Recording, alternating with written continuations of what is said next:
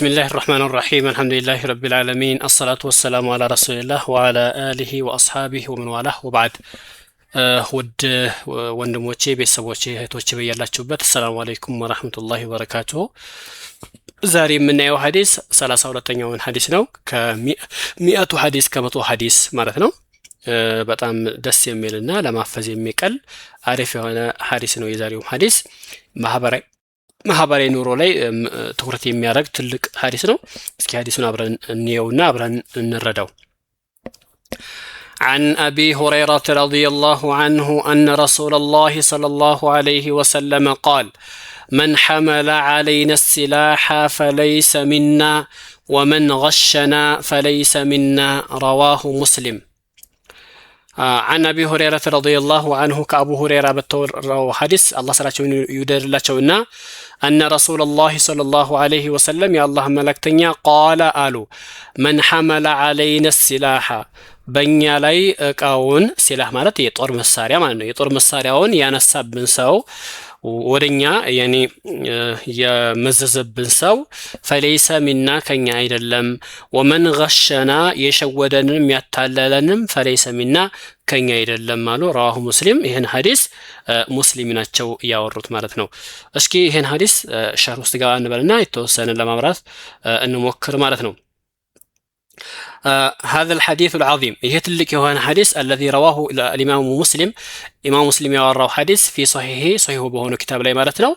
عن أبي هريرة رضي الله عنه كأبو هريرة بالتوراه وفي رواية أخرى بليلم رواية وسط مالتنا عن عبد الله بن عمر كعبد الله بن عمر من نزو تورته هي حديث يعد أصلا في أصول التعامل يعد يقطر من أصلا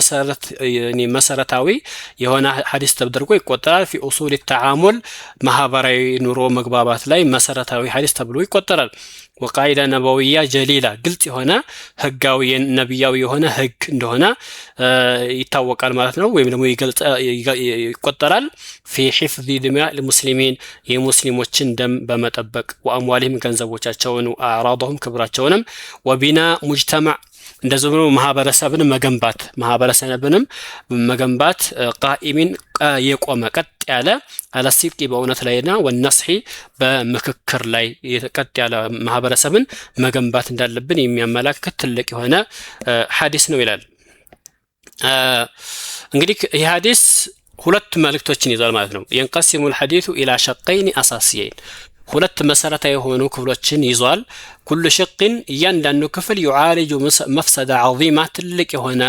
ክፍተትን ትልቅ የሆነ ችግርን ያክማል ማለት ነው تهديم المجتمع ማለት ማህበራዊ ኑሮን ማህበራዊ ስብስብን የሚያፈርስ ይሆናል ትልቅን ችግር ይቀርፋል ያክማል ማለት ነው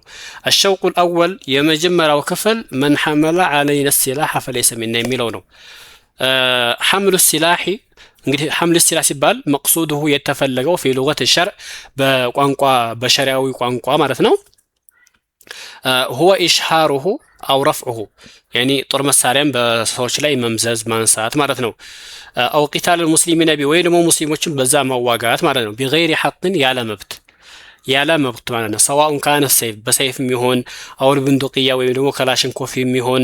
ሽጉጥ የሚሆን او اي اداه تؤدي للقتل ማንኛቸውም የጦር መሳሪያ የሰው ህይወትን ሊቀጥፍ የሚችል او التخويف ወይም ለማስፈራራነት የሚጠቀሙበት ማንኛቸውም የጦር መሳሪያን በሙስሊሞች ላይ መምዘት ማለት ነው علينا ማለት اي على جماعه المسلمين وعامتهم በሙስሊም ጀማዓዎች ላይ በአጠቃላይ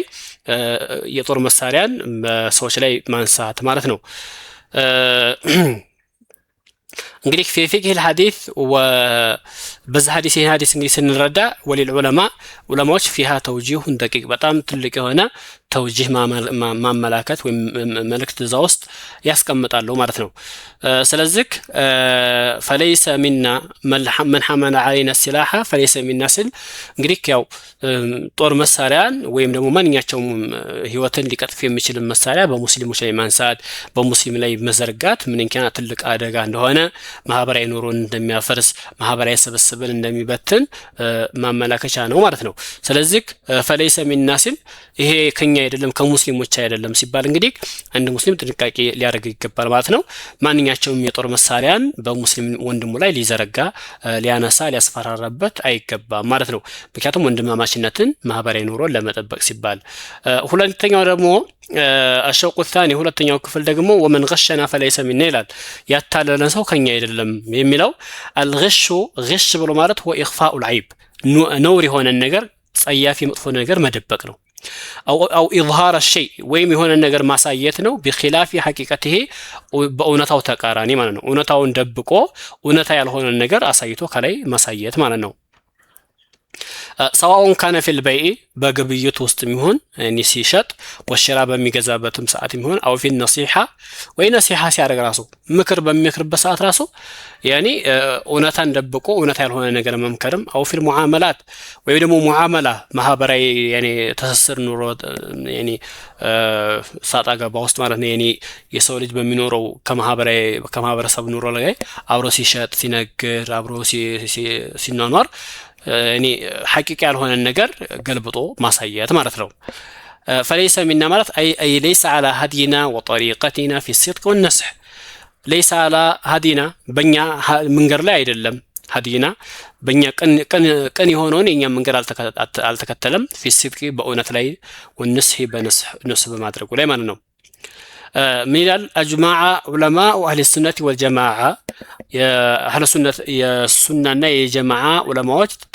تسممتوال على فقه هذا الحديث إن حديث بمردات عليه وين بمترجم عليه ما نو وفسروا قوله صلى الله عليه وسلم فليس منا يميلون فسروتال أي ليس على طريقتنا بنيا منقر لا يدلم ولا على سنتنا بنيا فلقم لا يدلم ولا على هدينا ينيا فلق منقر يتكتل ما يدلم ومذهبنا الكامل مولو يوهن ينيا مذهب ميمي كتل يدلم بميلو ترجموتال وليس المقصود بالخروج عن المله كسلمنا يوطال يكفر ما سيحن بقى ينيا የሱናዎችን መንገድ የሚከተል አይደለም የሱና ተቃራኒ ነው የኛ መንገድ ተቃራኒ ነው በሚለው ፈስረውታል ማለት ነው ምክንያቱም فالملتزم بالتوحيد توحيدን ያዘ ሰው لا يكفر بكبائر الذنوب ትልልቅ ወንጀሎችን በመስራት አይከፍርም ማለት ነው እንግዲህ ከባኢር ሲባል ይሄ አሁን ዘጋ የተጠቀሰው ወንጀል من كبائر الذنوب ነው ማለት ነው غش ማድረግ ከከባኢር الذنوب ውስጥ አንዱ ነው የሚቆጠረው ማለት ነው مثل الغش أو القتال بغير حق غش ማለት መሸወድ ማጭበርበር ወይ ደግሞ قتال ሙስሊሞችን መጋደል بغير حق ያለ ሐቅ ያለ መብት መጋደል بل هو وعيد شديد ትልቅ የሆነ ዛቻ ያለበት ትልቅ ቅጣት የሚጠብቀው አይነት ነው እንጂ ኩፍር ነው ከእስልምና ያወጣል ማለት አይደለም ማለት ነው قال الإمام النووي في شرح مسلم شرح مسلم الإمام النووي ታላቁ ዓሊም አሉ معناه عند أهل العلم ያሉ أهل العلم ዘንድ ማናው ليس ممن اهتدى بهدينا በእኛ መንገድ በእኛ ቀጥተኛ መንገድ የተመራ አይደለም የኛን ፈለግ የተከተለ አይደለም وقتدى بعلمائنا وعلماء وقتدى بعلمنا وعملنا በእውቀታችንም በስራችንም የተመራ አይደለም የኛንም እውቀታችንም ሆነ ተግባራችንን የተከተለ አይደለም ብለው ፈስረውታል ሚል يؤسس الحديث ይህ ሐዲስ እንግዲህ መሰረት ነገር ያስቀምጥልናል የሸበከቲ አማን ሙጅተማዕያ ማህበራዊ የሆነ አማን ሰላምን ያስቀምጥልናል من خلال مفهومين በሁለት አራዳር ማለት ነው مفهوم الامن والحرمه አንደኛ የሰላም የደህንነት مفهوم دم المسلم وماله وعرضه حرام የሙስሊም ደም ክብሩ ገንዘቡ ሁሉ حرام ነው وحمل السلاح የጦር መሳሪያ መሸከም ترويع للآمنين ሰላም ለሚፈልጉ ሰዎች ሰላምን ማሳጣት ነው وفي هذا سد لذرائع الفتن የፊትናን ذرائعን ክፍተት መንገድን ያንንም መዝጋትም አለበት ማለት ነው ونزاعاتም እንደዛው والاعتداءات اعتداء ማለት ድንበር ማለፍን الفردية أو الجماعية በግለሰባዊ ሆነ በግሩፕም ሆነ ሌላው ላይ ድንበር ማለፍንም መከላከል አለበት ማለት ነው አንድ ሰው የጦር መሳሪያ ካልተሸከመ ማህበረሰቡ ሰላማዊ ሆኖ ከኖረ ሌላው ላይ መሳሪያን አይሸከምም ሰላም ይኖራል ማለት ነው ሌላው مفهوم الصدق والنصيحة يعني صدقና ነሲሐ የሚለው مفهوم ነው المجتمع الإسلامي ኢስላማዊ የሆነው ሙጅተማ يقوم على النصيحة በነሲሐ ነው የሚቆመው በመከክር ነው والغش يهدم الثقة غش ደግሞ ይሄ መሸወድ ማጭበርበር ማታለል ثقان እምነትን ያበላሻል ማለት ነው እምነትን ያበላሻል بين الناس በሰዎች መካከል ማለት ነው فاذا فقدت الثقه ثقه ከተበላሸች في البيوع በገበያ ላይ والمعاملات በሙዓመላ ላይ والعهود በአህድ ላይ فسد الاقتصاد وفسدت الاخلاق يعني ማህበራዊ ትስስር ኑሮም ይበላሻል ስነ ምግባርም አብሮ ይበላሻል ማለት ነው ብቻ በአጠቃላይ ይሄ ሐዲስ ምንድነው በቃ ሰላማዊ የሆነ ማህበረሰብን እንድንፈጥር የሚመክር ምክርን የሚያስቀምጥ ትልቅ ሐዲስ ነው ማለት ነው እና